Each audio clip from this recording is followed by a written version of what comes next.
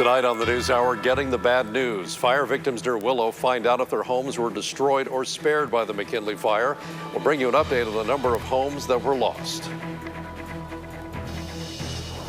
Well, there is a smell in the air, and coming up next, I'll tell you why. It's not football. And Friday at the fair is the perfect way to end your week. Channel 2's Jackie Purcell and Hank Davis are standing by to bring us all the fun as well as some shenanigans of their own. Look pretty happy out there, don't Thank they? you. Yeah. All right, plus we'll have a special guest out at the fair showing off some of his super cool ninja moves. The NewsHour starts now. You're watching KTUU Channel 2 Anchorage, Alaska's news source. And now, the Channel 2 NewsHour from the state's #1 news team. Good evening, everyone. Okay, here's the count tonight, and it is not good. 51 homes, 3 businesses, and approximately 80 outbuildings. That is the destruction of the McKinley fire so far. Now today, the Mat-Su Borough officially notified people about their destroyed property. Channel 2's Grant Robinson and Derek Minnemeyer were each at one of the shelters that were set up for evacuees, and they share how the victims are handling the news. Grant Robinson, what's going on? Well, Mike, Rebecca, of the more than 50 families who lost their home, about half of them have already found short-term housing with friends or family. That's according to the Mat-Su Borough EMS Director Ken Barkley. But planning for what's ahead is difficult because it's hard to keep up with what's happening right now. There's nothing left of Ashley Johnson's home on mile 87.5 of the park's highway. Our 5 dogs and 2 cats and geese and chickens are what we could grab. Friends who had checked on her property across from Camp Cassville told her that some chickens she had left behind survived, but that her home was destroyed. Then Friday morning, the Mat-Su Borough confirmed that news. You can totally tell that they definitely feel for us. We went in there, we sat down. He showed me the pictures. You could tell he was even hesitant to show me just because it is devastating to see. You see everything you own just gone. Just gone. Like many of the fire's victims, Johnson didn't have insurance. She wants to rebuild, but right now she's still not even allowed back onto the property because it's still an active firefighting scene. Until fire crews allow re-entry, the only path forward is walked with small steps. One day at a time, by the grace of God and with my friends. This community's been amazing. They've come together, helped us get clothes, helped us get blankets, helped us get a place even to stay in, and it's just been amazing with that aspect. Granted, it's heart-wrenching. It is. At the same time, but, at least have my chickens and I have my animals and my family, and I know I have that, so that's a plus. Now, Johnson and other victims I spoke with say they plan to rebuild, but that's an issue for down the road. Right now, this is still an active fire, and just today, a level 2 evacuation notice was extended for miles 79 to 81.5 of the park's highway. That means if you live in that area, you should be ready to evacuate within a 5 minutes notice. Mike, Rebecca. All right, Grant, thanks for the update. Well, today as homeowners learned the fate of their properties after fire officials completed their damage assessments, some returned to find good news. The fire had spared their homes. Channel 2's Derek Minnemeyer spoke with people who evacuated and the volunteers who have kept them going. They are at the Upper Susitna Senior Center in Talkeetna today. It's impossible to know what these evacuees are going through or how they're feeling unless you've actually been through it. But hearing their stories gives us a better understanding of the trauma that they've endured. That's the one trailer, and that's the other trailer, and everything is standing. It's just amazing. Friday afternoon was the first time Patty Song had seen her home since last Sunday when they had to evacuate due to the McKinley fire. It is a trip. And it's like, wow. Miraculously, their home's still standing, while everything else around charred and smoldering. And we know the people down there, we know people who have lost their stuff, so. In this subdivision, very few people are still have their places. The anxiety of Sunday night into Monday morning was tremendous. It was gut-wrenching. Randall Sparks lives in the same area as Patty, around mile marker 91 on the park's highway. When he learned his home burned down, he directed his attention to volunteering at the Upper Susitna Senior Center in Talkeetna. I just decided at that point that accept the fate. We got busy back here. Matt Clark lives in Talkeetna and says volunteering during a fire evacuation is the least he can do to help members of his community. The sad part is seeing the folks affected by the fire. It's just heartbreaking when somebody comes in and their home's destroyed, or they don't know what their home's like. They don't have anything to go back to. They don't have any hope. It's all burning. Louis Luther and Patty Song say they can't rest until the fire is totally done burning. Terrible tragedy. This is shock and despair. My neighborhood's incinerated. Most of my neighbors they're burnt out. They're gone. Patty and Louis say they know the danger is not over, and they hope that their home continues to withstand the flames. Reporting in Talkeetna, Derek Minnemeyer, Channel 2 News. Just a short time ago, Governor Mike Dunleavy issued a disaster declaration for the Mat-Su Borough and Kenai Peninsula Borough for the impacts from the McKinley-Deshka Landing and Swan Lake fires. The wildfires have damaged or destroyed an estimated 83 structures and resulted in a mandatory evacuation of about 400 people and caused travel delays along the Sterling and Parks highways and for the railroad traffic along the Alaska Railroad's routes. The governor's declaration activates Alaska Public Assistance, individual assistance, and temporary housing programs. Well, for nearly a week, we've watched how quickly these fires in the Mat-Su grew and the destruction that they've caused. But what about its early start? A man from Wasilla thinks he could have stumbled across what happened. And I happened upon a tree that had knocked a power line down onto the ground. And when I first arrived, the fire was just smoldering there. Smoldering with low-hanging smoke, Chris Hines says he took this picture and others near mile 90 of the Parks Highway Saturday afternoon. He called 911 and backed away within minutes. Fire flared up in a tree. Before long, firefighters attacked by air and emergency evacuations were ordered. So was this the McKinley fire's big start? Well, Channel 2 investigative reporter Joe Burke delved into that today. We'll have her report coming up later in the newscast. And an important update for students and families in the Mat-Su Borough School District. District officials say the Berryozava, Willow Elementary, Talkeetna Elementary, and Trapper Creek Elementary Schools and Sioux Valley Junior Senior High School staff will return to the school this coming Monday, August 26th. Now, students will tentatively go back to school on Tuesday, the 27th.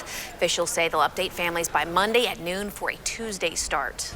All right, we'll have more on the fires coming up a little later in the newscast, and we'll have more information about the smoke they're creating. But right now, we're going out to Jackie, who's enjoying a sunny day on day 2 of the Alaska State Fair.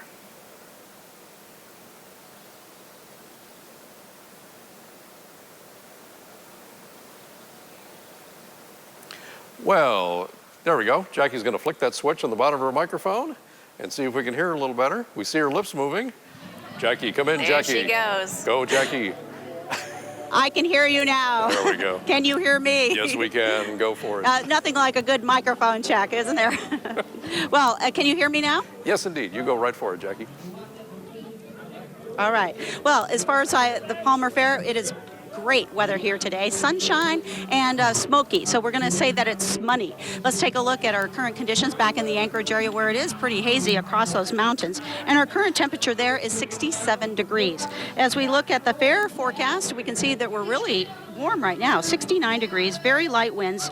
And as we get to our forecast for this evening and air quality, it is an air quality advisory, and this advisory is going to go through Sunday. It has been unhealthy not only in the Anchorage area but also in the Butte area near Palmer. As far as the forecast for just this evening, it's looking good, and I swear it's going to be looking good as we head through the weekend. The only problem is a slight chance of showers, and maybe some smoke lingering. We'll have more in the forecast coming up a little bit later here on the NewsHour.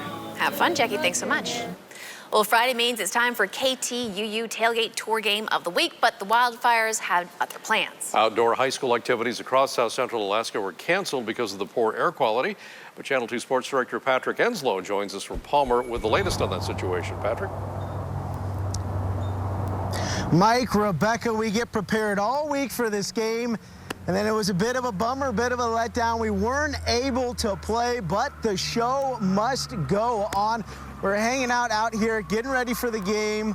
As you said, games in all South Central, the Mat-Su and Anchorage, they were canceled. Now, I talked to the Palmer athletic director, and he told me they're trying to reschedule this game for 7 o'clock right here at Palmer High tomorrow. And depending on that air quality, it will either be held here in Palmer or they might have to move it to Diamond, but they will try to play that game.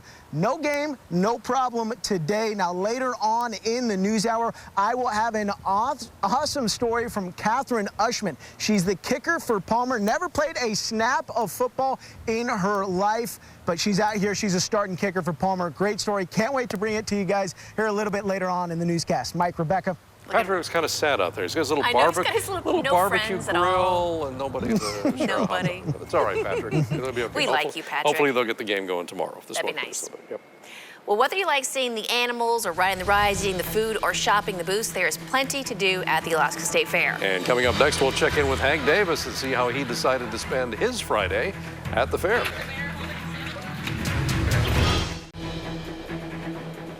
All right, it's day number 2.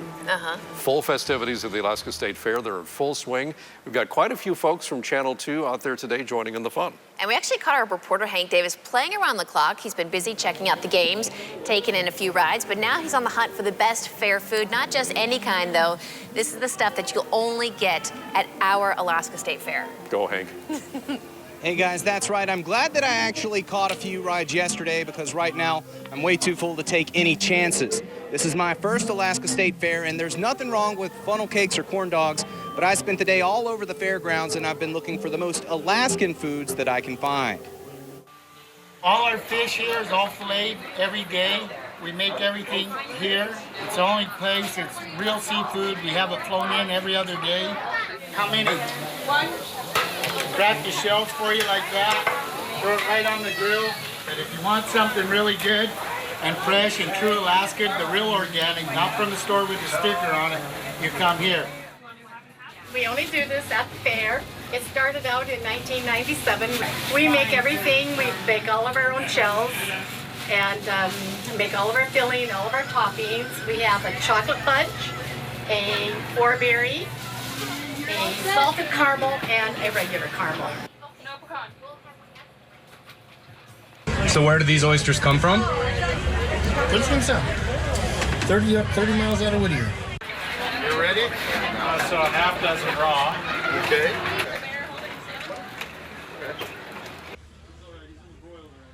We'll sell usually somewhere around 30,000. So there you have it, guys. You've probably already guessed that I'm absolutely stuffed right now, but the good news is that we've got plenty of time left because I haven't gone to nearly the amount of booths that there are out here. A ton of food left. And also, I'm going to be back later on in the news hour. I'll have a very special guest with me, and maybe he'll be able to help me burn off a few of those pounds. For now, I'm going to go ahead and send it back to you guys. All right, Hank. I bet he will, too. And Hank, Rebecca turned to me and said, I really don't like the cream puffs. I don't like the sweet stuff. I like salty and stuff. I I'm said, not a big sweet You're person. crazy, Rebecca Paulson. Cream puffs are one of the best things at the fair. Just knock it off. All right, still ahead of maybe smoky, but don't let that be a deterrent to you. We have a feeling the crowd is still going to turn up for the weekend at the Alaska State Fair. We're going to check in with Jackie next. We have over 100 different events and performances and things, artists out here, numerous artists. And so you can't take it all in one day. There's not enough time to look at all the exhibits and the farm animals in one day, so we break it up. So, walk around, have fun, eat food. Oh, and we also went on the bumper cars. Love the bumper cars. The second day of the Alaska State Fair is in full swing. We've heard about some of the fun things that there are to do, and now we'll tell you about how the weather is going to look for this fair weekend. Jackie Brissell tells us even though it's smoky outside, people are still having fun at the fair. Jackie, what's our fair forecast looking like? Well, the fair forecast is going to call for a slight chance of showers here tomorrow, but for tonight, it's going to be beautiful. We have mostly sunny skies out here in Palmer and a little live music, the Ninja Camp going on as well. So lots of activities. I'd say that the fair is very big this year. Now let's take a look at our current conditions back in the Anchorage area, and we're looking at very hazy conditions across the mountains and even down through the bowl area. So it's been a warm one. As far as the rest of the forecast, we're going to continue to see warm conditions. In fact, we topped out today in the Anchorage area at 68 degrees with 54 for your overnight low and 34 degrees. Think about that. That was the low temperature in 1974, nowhere near that. Here's a look at your temperatures across the state, and we're into the 40s from the Arctic slope. We go to the 60s once you hit southern Alaska, 69 in fact for Kodiak Island, but it's staying cool. They're getting some rain and cloud cover in southeast Alaska, which is much needed. They were in drought conditions too. We continue to see that drought-like dryness around the south central area. Temperatures very warm. This is it's nice for the fairgoers, but it's very dangerous, as we can see, with all these wildfires going on. As we look at our satellite radar imagery, push it into the Gulf of Alaska, where we see that big storm system still affecting southeast Alaska, and a lot of cloud cover still extending just to the south of the Aleutian chain. For the south central region, a little bit of shower activity into the region, but it's farther north, and there it is into the interior. So you can see that they are getting a little bit of wet weather there, but the forecast is calling for all the wet weather to kind of bypass the south central area as well as the mainland. Now the higher elevations, or the higher latitudes I should say, the northern coast could see some elevated surf over the next several days, but actually mainland Alaska is going to be fairly quiet until Monday. Hopefully we'll get some precipitation into next week, but it's not looking good at this point. We are looking at sunshine for the continued forecast across the south central area, and a little bit of smoke lingering as well, and into the Matanuska-Susitna Valley, where we happen to be right here in Palmer. A high expected to top out at 66 degrees for our Saturday. Overnight lows, though, a little chilly, down to the mid to upper 40s.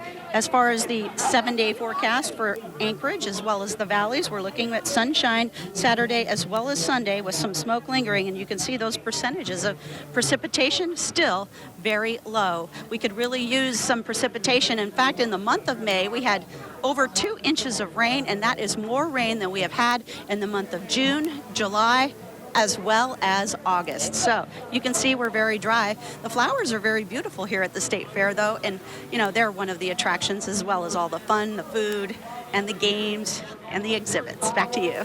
Jackie, do you like cream puffs? Rebecca said she doesn't like cream puffs, and I told her no. she's crazy. I don't want any upset emails, though. You know, my not interest in I sweets. want to hear what Jackie has to say. Well, cream puffs are always good. Yeah, they're going to feature them in some of the fair food that we're going to be looking at. I know Hank tasted one earlier today. They look really good. Thank you, Jackie. Thank you for the Jackie. affirmation. Still ahead, he says he's willing, but they're saying no. In an unexpected turn of events, the 2020 Iditarod is going forward with without one of its veteran mushers this year, and he is not happy about it. It is August, and we are already talking about the Iditarod. And here's why, in case you missed it yesterday, veteran musher Jim Lanier told Channel 2 he was denied entry into next year's race.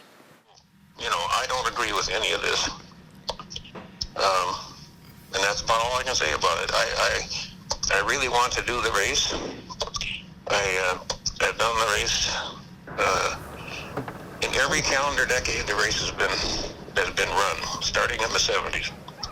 Now, the 78-year-old musher completed the Copper Basin 300 and Yukon Quest this winter to requalify, but the Iditarod Qualifying Review Board denied his application. Chair of the review board, Mark Nordman, said it was a difficult decision, but they factored in the feedback that they received from the Quest, plus concerns whether Lanier will be able to care for himself and his dogs. Now, during the 2018 Iditarod, Scott Jansen saved Lanier from freezing between the checkpoints of White Mountain and Safety. Both were flown to the finish line and had to scratch. So with no Iditarod this winter, what's next for Lanier? Yes, I do plan to keep mushing and do races this winter. And I would like to do Iditarod this winter. I would like them to change their mind. Now, Lanier can apply for the 2021 race, and for more on this story, just go to our website, ktuu.com. Still ahead, little ninjas are taking over the Alaska State Fair. And they're being taught by the best of the best. We'll chat with Alaska's Eskimo ninja, Nick Hansen, when we come back.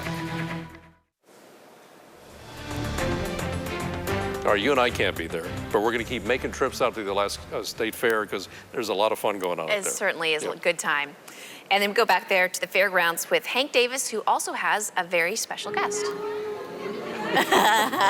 Go, Nick. That's right, guys. Right now I'm here with someone that I know as Nick Hansen. Alaska knows him as the Eskimo Ninja Warrior. We're here at his Ninja Pro Camp that's been going on today, and it's a blast out here, Nick. You guys are having a good time. Tell me about the Ninja Pro Camp and everything else you guys are doing out here. So we've been doing a Ninja Pro Camp all day long. It's started at noon, and it's ending right about at 8 o'clock tonight. We're doing full course runs right now. GCI donated an Apple Watch to the fastest time for the winner tonight. So we're donating an Apple Watch. It's going to be an amazing time. Tomorrow we're doing Ninja Pro Camps all day long again, starting at 10 o'clock every 2 hours. So 10 o'clock, 2 o'clock, noon, 4 o'clock. Did I do that backwards? I think I did, but it's okay. But we've got Ninja Pro Camps happening all day tomorrow, and we've got 5 of the top ninjas 6, of the top ninjas here from all over the states. Grant McCartney, the Island Ninja, Jesse Flex Lebrecht, Ethan Swanson, the Daredevil, Chris DeGangi, Tiana Weberly, and Jerry Gerulio, and including myself, we got some of the top ninjas in the world here coaching all the kids, teaching them how to be ninjas. Yeah, so a lot of the guys that you'll see competing on the American Ninja Warrior TV show out here, you guys are coaching up those kids. It was blowing my mind what they were doing earlier this morning. Talk to me about why you guys work with young Alaskans, why kids are important to you, man. I mean, not just young Alaskans, but youth all across the world. I mean, all we really want to do is instill positivity right there. Instill positivity. This kid just got the wing nuts. He's crushing right now. He's getting ready to do the warp wall. And we're just trying to make sure that they have something else out there. Especially in rural Alaska, it's really hard to get any kind of opportunities. So Ninja Warrior is just one of those opportunities. And we all out here want to help present that to them. All right, and so before we send it back, you are going to show us how it's done. He'll make it look easy for us. So you want to get the wall really quick? Yeah, I'll do the same thing. All right, well, so I think he's going to give it a shot really quick. Look at that little guy. He almost made it. All right, here we go. Go, Nick, go. Ninja in training right there. Giving him some encouragement. Come on, little guy. There we go. Let's You get the got cheer it. going. Come on, you can do it. You can do it. You got it. Come on, Oh, yay! They did it. Oh. That's awesome. Look at him go. Look at him go. Absolutely awesome. Nothing like that. We're going to keep stuff like that going on out here at the fair. We're going to get off the air, send it back to you guys so we can catch more of the action. Reporting in Palmer, Hank Davis for Channel 2 News. Hank, hit the wall. You can do it. You can do it. We know you can, Hank. All right. I'm And don't so worry. proud of that kid. No, it's I'm great. so proud. We don't know who he is, but he's certainly a ninja in training. That's Totally. for sure. All right, don't worry. We are not quite done yet. We still have more fair fun on the way. Stay tuned because Jackie will tell us what day is the perfect day to venture out. How did the McKinley fire get started? Tonight we talked to a man who says he may have been there at the exact moment the devastating fire flared up. We're going to show you what he saw. Protection from the air pollution, why it's so important to know how to properly safeguard yourself from the wildfire smoke and how it could save you in the long run. And new revelations about clergy misconduct. We get details about a report about alleged sexual misconduct within the Catholic Church.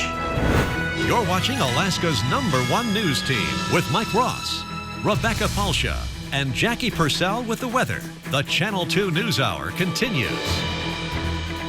Happening now at Willow Elementary School, a community meeting is taking place about the McKinley fire. Let's take a look. Right now, that fire has burned 3,753 acres so far. It is only 10% contained. The park's highway remains open. Motorists are warned to expect long delays, though, and intermittent closures, depending on the fire activity. And the McKinley fire is one of the burns that resulted in Governor Dunleavy announcing a disaster declaration today, along with the Deshka Landing fire and Kenai fires. The disaster declaration activates Alaska public assistance, individual assistance, and temporary housing programs for those affected by the fire. Tonight we go back in time to the day the McKinley fire broke out and an incredible series of photographs that may have captured how it started. A Wasilla man weekending near mile 90 of the park's highway took pictures of a tree and the power line it toppled into. Channel 2 investigative reporter Jill Burke has more on the story. Jill? Mike and Rebecca, trees on power lines has certainly been a suspected cause, though at this time is unconfirmed, and the origin for the McKinley fire remains under investigation. When you see, though, what Chris Hines saw, you'll see just how easily it can happen. We've seen what the McKinley fire grew into. Roaring flames, heartbreaking loss, everyone thankful no one was hurt. But what about the fire's early beginnings?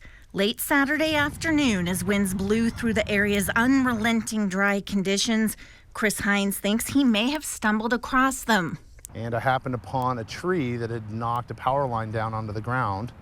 And when I first arrived, the fire was just smoldering there at the line right at the ground there, and it was smoking. He snapped a picture, then, with the line broken and arcing, backed away. And then right after I got off the phone with 911 is when I took that picture of it flaring up on a tree, and that's kind of when the fire really got going. Do you think that that's the power line that kind of ignited the bigger fire, or just one of many that contributed? You know, I'm no investigator, so I can't tell you.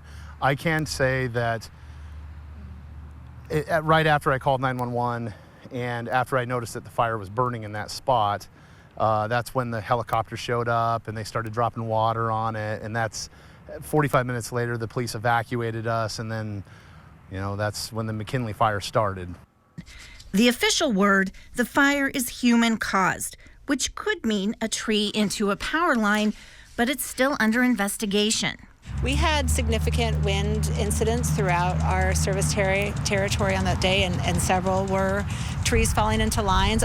The pictures Hines took clearly show a well-groomed utility easement bordered by tall birch and spindly spruce.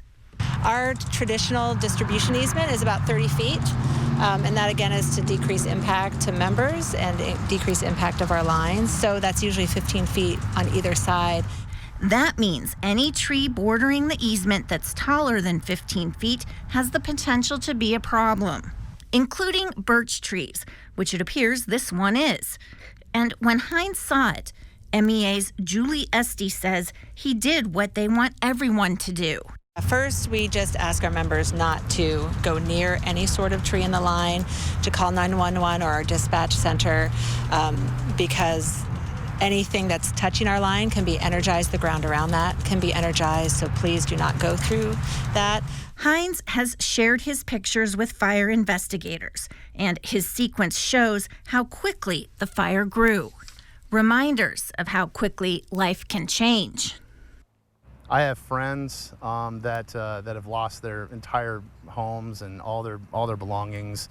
We're really blessed to say that we haven't lost anything, but my heart goes out to them. It's absolutely the most tragic thing I can think of. And Hines told us just a few hundred yards north of the fire's edge is where his property is. Meanwhile, MEA has not been able to get into areas to assess things firsthand. Its crews are assisting firefighters however they can. All right, thanks, Jill. Wildfires burning around the state have made for pretty smoky summer conditions, and Alaskans are concerned about their health. And today, the Anchorage Health Department says air quality will be unhealthy for sensitive groups throughout the entire weekend. Channel 2's Kristen Duran joins us now with some of the ways you can protect yourself. Kristen? Yeah, one of the ways to guard yourself from the smoke is to wear a mask like this one if you're outdoors for a prolonged period of time, and pay attention to the rating, because it turns out a regular old dust mask or a scarf just won't do. In fact, it's just as good as wearing nothing at all. You can barely tell under the thick layer of smoke, but that's downtown Anchorage off in the distance, far away from the wildfires burning in other parts of the state, but not too far away for an unhealthy air quality advisory. You can get a dry throat, scratchy throat, some wheezing, hoarseness. So you may head to the store to pick up an air mask or respirator, but which one do you get? First of all, it's important to know the difference between a dust mask and a respirator. So a dust mask is designed to keep out large particles like sawdust from you breathing those in. And so those dust masks really don't help protect a person from fine particulates that are in the air. Dr. Joe McLaughlin is the state epidemiologist. He says, first, you want to make sure you're getting a mask that has the word NIOSH. And that stands for the National Institute of Occupational Safety and Health. So it's a NIOSH certified respirator. And then you want to look for either N, capital N95, or P100. Those respirators are designed to take small particles out of the air when you're breathing in. And if you're sensitive to smell, this charcoal one would get rid of the smell more, if you're sensitive to the smell, but it's not going to take a finer particle out than the other N95 rated mask. And if you're looking for ways to improve the air quality inside your home, you may want to look into getting an air purifier, or if you have a forced air heating system, a 1500 rated air filter. And if you do have to be outside, avoid physical exertion as much as you're able. We also recommend that people keep their children from heavy exertion outside. Sometimes children are less aware than adults of signs or symptoms of smoke. Because harm to your lungs is yet another consequence of what is already shaping up to be a devastating disaster. Dr. McLaughlin says anyone can benefit from wearing a respirator in smoky conditions in days like today here in Anchorage under an unhealthy air quality advisory. But those with underlying heart or lung conditions should consult their healthcare provider first, as respirators can make it a little more difficult to breathe. Mike, Rebecca. All right, Kristen, great information. An independent review has uncovered 7 Catholic clergy members with a past of misconduct allegations. And the Diocese of Juneau released the results of the review yesterday, which it says found credible accusations of sexual misconduct against 6 priests and a religious brother, including Michael Nash, who was an attorney and a pilot who died in a plane crash July the 11th near Ketchikan. The KTOO's Adeline Baxter discussed the details with us earlier today. In the letter from Juneau Bishop Andrew Belisario, he stressed the importance of this independent commission. Who made up the review team? So for the Independent Review Commission, they brought on 2 retired judges. One was Keith Levy, the other Thomas Nave. They actually replaced 2 other retired judges who had to drop out for personal reasons early on. And then also a retired local police lieutenant, Chris Sell. And what were the key findings? What clergy members were identified, and are they still alive and serving?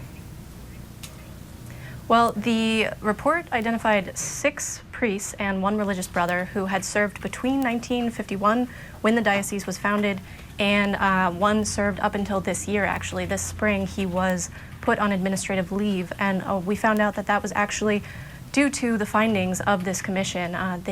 He had been, this particular priest, Edmund Peniston, had been put on leave previously in 2010 when he was serving in Sitka, and then they reinstated him and he was serving at a church in Klawock. But due to the findings of this commission, they suggested to the diocese, and the diocese did decide to place him on administrative leave again this spring. And were the allegations all concerning sexual misconduct with minors, and have any of the men mentioned in this report been charged?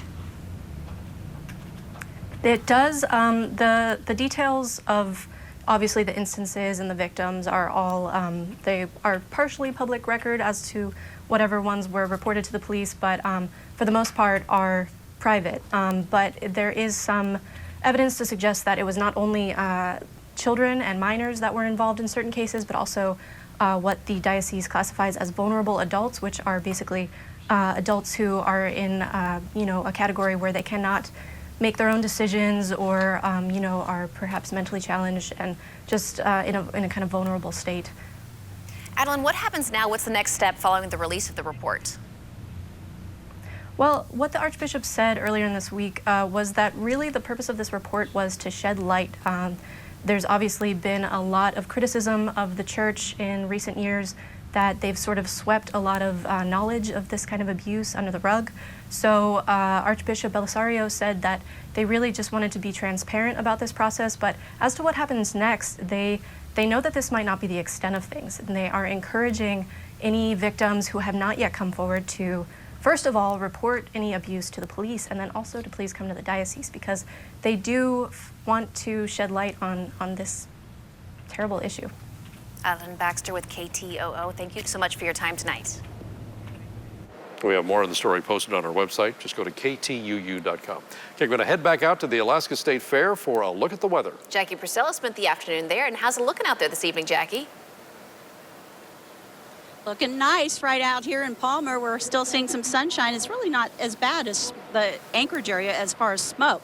But we're also looking at the weather, but I'm giving you a look at a Scottish Highland cow. Check out that beautiful red coat. And these are a little more smaller in stature than cows that you might normally see. They also have a little thicker head of hair on them because when you're in the Scottish Highlands, man, it can get a little chilly. So that's why they have such a beautiful coat there. Now let's get to our weather, and we do have an air quality advisory in effect for the Anchorage area, and that is not just for today. That is going to go through the weekend. So unhealthy levels not only in the Anchorage area, but also into the Butte area, and that was considered unhealthy. So as far as fire weather, yes, I'm sorry that the Kenai Peninsula is continuing to have to deal with the continued smoke of fires. A dense smoke advisory will be affecting them, and that will take them through much of the weekend as well. So I know that those folks on the Cooper Landing area, Kenai Peninsula, then to the north have all been dealing with that heavy smoke. So hopefully things will get a little bit better here in the next couple of days. We'll have more on the statewide forecast coming up later. Back to you. See you then, Jackie. Thanks. Still ahead, Channel 2 was ready to tailgate, but is not happening tonight. Oh, well. Why all the games have been canceled or rescheduled, plus a feature on 2 teams that were supposed to come face-to-face tonight.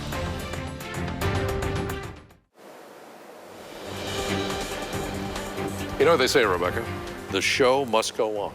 It's a fact. Despite our Channel 2 tailgate tour game of the week between Palmer and Diamond being postponed, our crew is still hard at work out of the Matsu tonight. Channel 2 sports director Patrick Inslow joins us with a story about a kicker who's giving her team a leg up.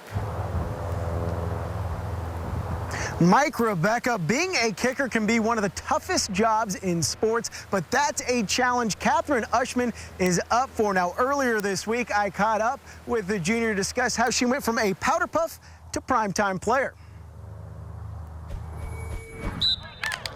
There's a lot of firsts for the Palmer football team this season. A lot of kids starting for the very first time, playing varsity football for the first time, even playing football for the first time. From new head coach Tim Popowski to kicker Catherine Ushman. The converted soccer player has had a crash course in football the past month and a half. It's not that similar. Like, the kicking technique is 100% different. That was a big switch for me. Learning quick and already knocking down a 45-yard field goal in practice. She had the tools at the very beginning because she plays soccer. Accuracy isn't a problem either. Able to hit any target from anywhere on the field. She's naturally talented. She's a good kicker. Has a great leg, just needs a little refinement, that's all. Like any rookie, she's got some learning to do. She hasn't played football before. There was definitely questions like, I don't know, where can I choose the hash I put the ball on, stuff like that. I don't know. Just basic football operational questions. Ushman's parents encouraged her to play last season, but she didn't want to until she got on the field. I was doing powder puff last fall, and the boys are our coaches, and I just decided I wanted to kick. Giving the Moose a leg up ever since. Well, unfortunately, since tonight's game got rescheduled, Catherine's still waiting on that first field goal, but the game should be played tomorrow given good air quality, so we'll update you how that goes for her tomorrow. Mike, Rebecca. All right, Patrick, she's awesome. I bet she does great. All right, thanks a lot, Patrick. Well, I think it's safe to say it's been a very fun Friday at the Alaska State Fair. It certainly has, but that means Friday night's here, of course, and we're on for it. Or at least we wish we were actually there for it. Jackie is in, and she will bring us an update on all the fun. Warm and sunny, a little smoky. Oh, yeah. But it's okay out at the fair, right? It's Friday night. You can't complain too much about a Friday night at the fair. Jackie, what's going on? Well, I'm standing here at the Equestrian Center. I've got Selena Gonzalez with me. She's 17 years old, and this is her horse. I'm going to let her talk about it. This is Zeta. She is a quarter horse. She's 20 years old and loves to be pet and loves treats. And I'm going to ask Ada or not Ada, don't hold the mic, Ada. Selena, you hold the mic so I can give maybe the horse a treat. I'll make it real quick. So tell us a little bit more about your 4-H activities. So we do plenty of 4-H activities when it comes to horse camps and different horse fundraisers. We have a fundraiser right here, our booth, that goes to all proceeds go to us and our college funds, and it goes directly into our bank accounts. All tips also go to us. Everything will always go to us. There goes the microphone. Well, thank you and really Ada for joining me. I know, she would like some more treats. I know you have one more.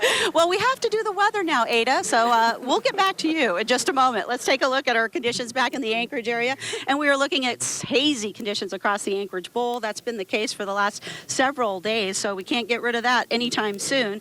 We have fires burning to the north and south. Our hotspot today was Iliamna at 72, and it was down to 30 degrees at Galcana. Daytime highs, well, they're edging downward as we head through the month of August. 42 at Ukqiavik, 41 for Dead Horse, and we had as warm as 63 degrees at Kotzebue, 65 in Bethel, as well as Dillingham. Made it to 71 for Kodiak. Wow, they've had a banner summer there, haven't they? And across South Central Alaska, Palmer, a high temperature of 66, but it did make it to 69 over in Wasilla, 71 in Seward, so it's been another warm and dry day across the South Central area. In our Pacific satellite and radar map, you can see the Aleutians getting a bit of a break. So, hey, hopefully some sunshine coming their way. You can see over toward the Pan Panhandle, there is still a storm system that is affecting them. Rainfall there, not just one round, but there's going to be another round as they head through the weekend. Some of that precipitation making it toward the North Gulf Coast. Now, the precipitation that we need is falling into the interior. You can see some of those rain showers there just to the east of Fairbanks. They look like they could be heavy downpours in some limited areas. Again, very isolated showers out of Dillingham to the north, and that extends even into portions of the Alaska Peninsula. Here we are with the forecast. We'll move that area of low pressure past the Panhandle. Much of mainland Alaska is not going to get any storm systems affecting it. There will be some elevated surf along the Arctic slope for the next couple of days, at least through Sunday. This system on Monday may provide some shower activity, but it looks like it scoots just a little too far to the east. So we have a chance, but it's not a big chance next week. Our forecast across the state for tomorrow, looking at partly sunny skies for many locations. 40s for highs across the slope. Will be into about 60 degrees in Yakutat and South Central. It's sunny, but also smoky skies. So I guess the new word is smunny. It's smunny out there. And for daytime highs again into the Matanuska-Susitna Valley, it's into the 60s. Fairgoers, you should see a very nice day again tomorrow, 66 degrees in Palmer, and it will even be into the 60s from Whittier into Kenai as well as Soldotna. So the 7-day forecast is calling for treats. Ada wants more treats, and sunshine. So she's got a good run of sun here. Selena's going to be taking care of her, probably showing her around at the fair. So it's been great out here, and the weather forecast for fair goers, maybe not so great for the wildfires, but it is going to be nice at the fair. Back to you. Make sure Selena knows how beautiful that horse is. She's such a pretty horse. Yep. All right, thanks, Jake. Still ahead, we are searching for Marcus. We had to search for him just like in the movie that he reviewed this week, and we're going to see where we found it.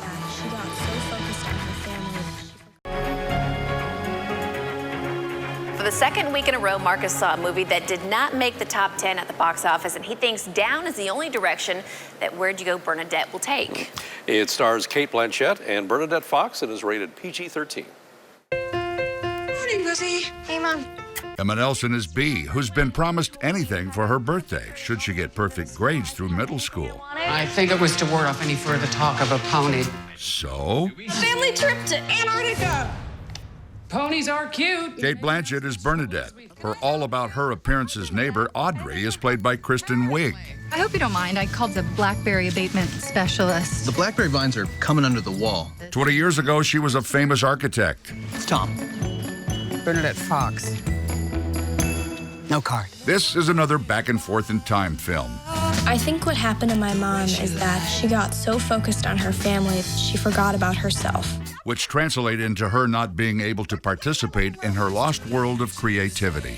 People like you must create. If you don't, you become a menace to society. As in most cases, the movie supposedly falls short of the best-selling book with the same title by Maria Sample. Apparently, the book keeps her whereabouts a secret, while the film shows where she is but leaves you scratching your head on how she got there. She disappeared. Acting is okay, but the movie tries to be too clever. Instead, it's a 2-hour waste of time, at least it was for me, as I saw no semblance of order, just a cut-and-paste job. She's not in there. She's not there. Hi. Markets at the Movies, Channel 2. People making plans for the weekend. But the Alaska State Fair is at the top of the list. Let's go back out to Jackie Purcell and get one last check of the fair forecast for the weekend. Jackie, what do you think? Well, we left the Equestrian Center, and now we are at the Gathering Place. And this is one of the newer sections of the State Fair. It is great.